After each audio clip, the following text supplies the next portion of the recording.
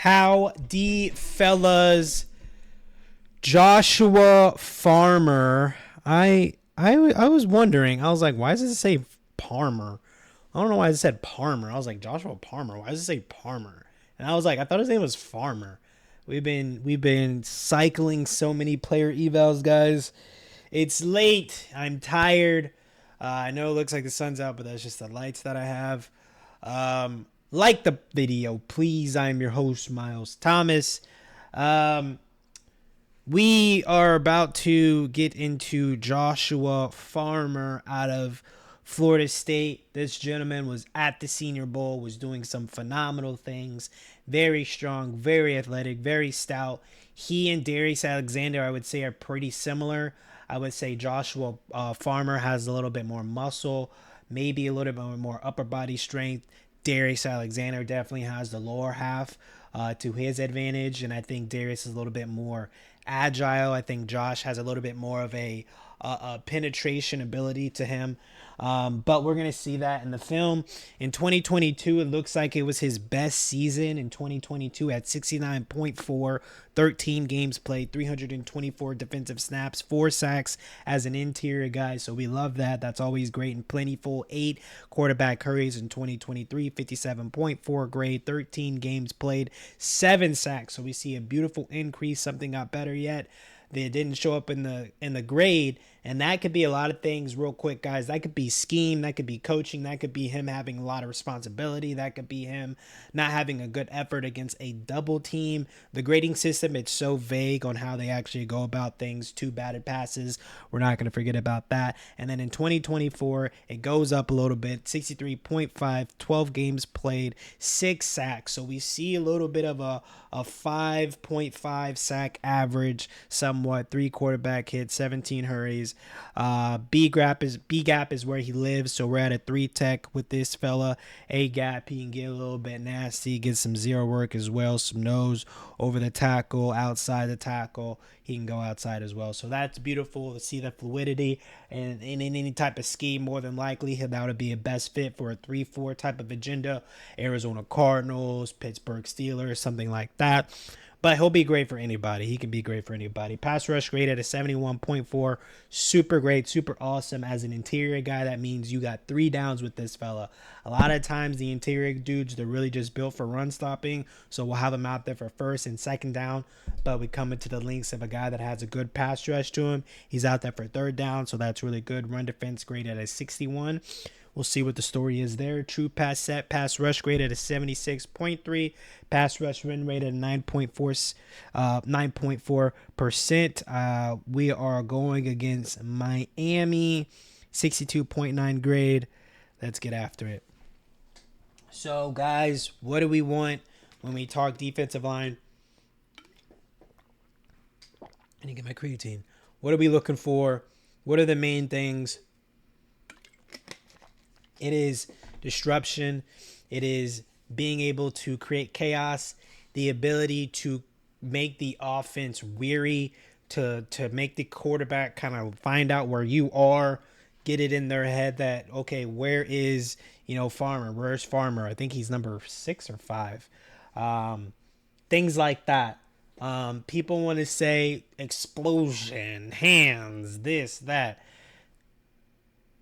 Let me tell you something as an evaluator, and this is how you become better when you think outside the box. You become better when you're not forcing your mind to look at a certain thing that you don't really want to look at, or that you see different, and you're trying to put your thought into a different box.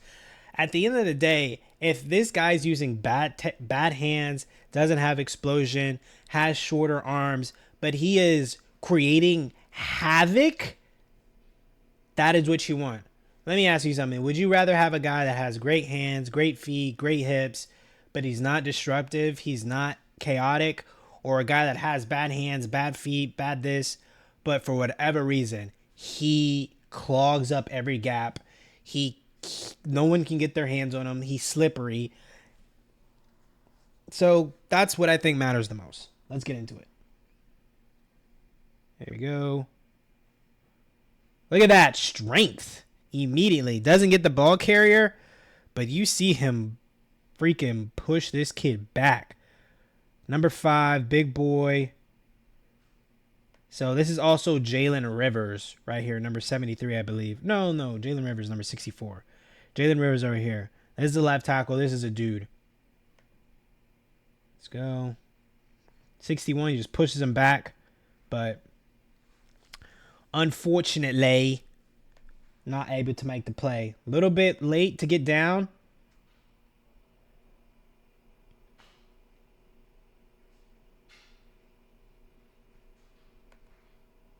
Four-point stance. He's with 61. He's taking on a double team, so I'm not mad at him not using his hands. He understood he had to take on a double team there. Ooh, a little late switch. Pin and pull. Ah. So you see him jump gaps real quick. Right now I'm in the B. You're stacked on a linebacker, so like this, stack like this. So it's like, hey, switch. So he gets in the A, so linebacker have the lane. Now, so many things here are pretty good engage-wise. You see how he pulls him, and now he pins him. He pins him, and now right now he's pulling 73 to the ground. Just, unfortunately, not able to make the play. You see him? Pins him, pulls him, extends to get him. Not able to get there. So, unfortunate. Here we go. Whoa, great explosion. You see him get skinny, you see him get little, or you see him like contort his shoulder. Try to get skinny right here. Crosses the face of 73. Boom. Gets super skinny right there. That's pretty quick, guys.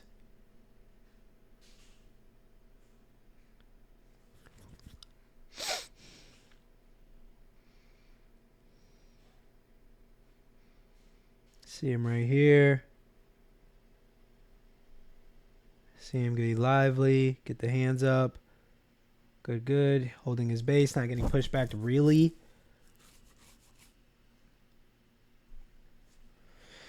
Come on, Josh. Show me something, baby.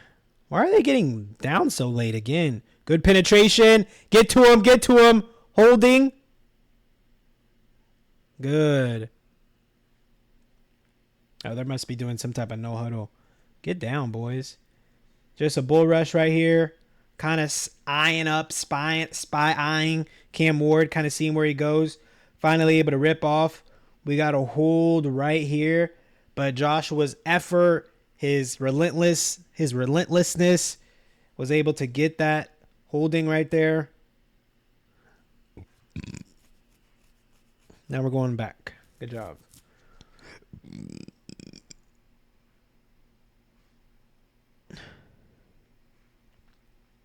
Oh, here we go. There we go. We have our defensive tackle running down that far down the field to get the ball. Look at this. Going against Jalen Rivers. Good rep for Jalen, but Joshua's still fighting. Joshua's still playing ball. You know, doesn't get in on the tackle, but I can work with that, man. I can work with that. Taking on this double team, getting pushed back a little bit. Let's see it from this view. He's going to take on this double team right here. Great anchor immediately, which you want to do a lot of the times. Who did I learn this from? Mike Daniels. You do see it with smaller guys usually. When you get to the 6'4", 6'5", 6'3" range, it's a little bit tougher. But the guys that are like 6 foot, 6'1", 6'2", kind of 6'3", when you get into this base right here, a lot of times you can take this right knee and kind of put it in the ground, kind of like you're just taking a knee, but it's a way to where you can kind of catch yourself. If you're getting pushed back, you kind of catch yourself, put the knee in the dirt, and then immediately kind of push yourself back up. He is a little bit taller, so it's a little bit tough for him to do, but it's a way to kind of immediately cement yourself. It kind of shortens your body to where it's harder for you to move when you hit that knee.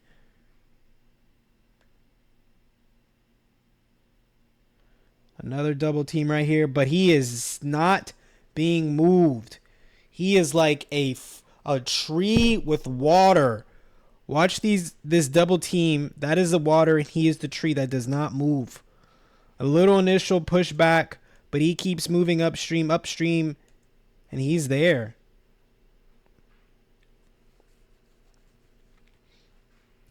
Good lock on at the nose. He keeps turning around. I don't like that. Keep your hips square, man. Stop turning around. Work with your hands. If you're working with your hands, if your feet are active, if you're turning around, that means that offensive lineman is making you turn. Don't do what you want to do. Here he is. And you're with the center. I don't know what really happens. I don't know if it's a double team or if you're with the guard. But if you're with the center, get your hands on him. Let me see a punch. Let me see an engage. Good punch initially. Double team, okay. Throwing the center off of you. I love it. I love it. Yeah, okay, never mind. Yeah, you're just getting freaking ran up on. All right, my fault, Joshua. I'll take it back. You embarrassed that center. I saw it wrong. We can over criticize and then take it back. Here he is right here. I mean, I'm not 100% wrong.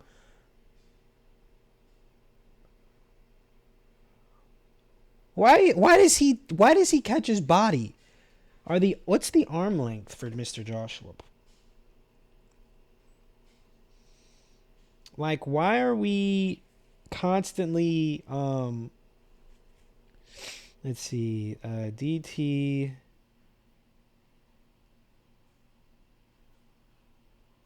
Joshua Farmer arms are 35 inches? Why are you spinning your body around? I figured you had small arms. That's why you're doing it. Stop using your shoulder and body. Use your arms. Use your hands. Did he catch that?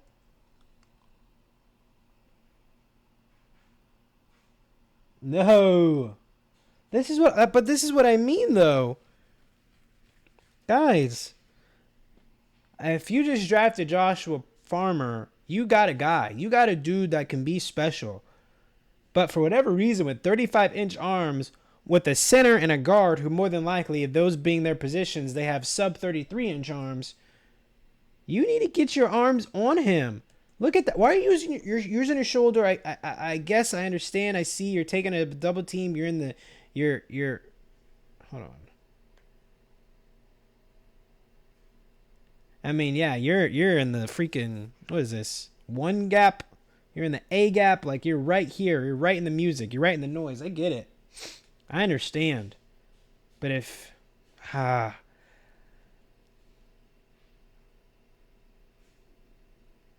Walter Nolan, Mason Graham, Kenneth Grant, they just play it differently right here. I know they do.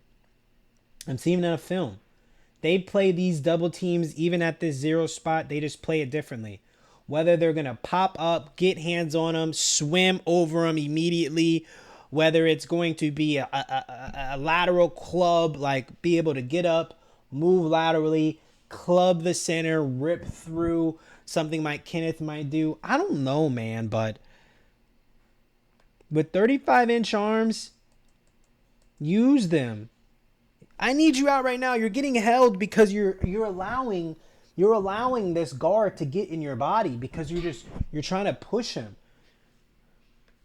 But pop him with your helmet.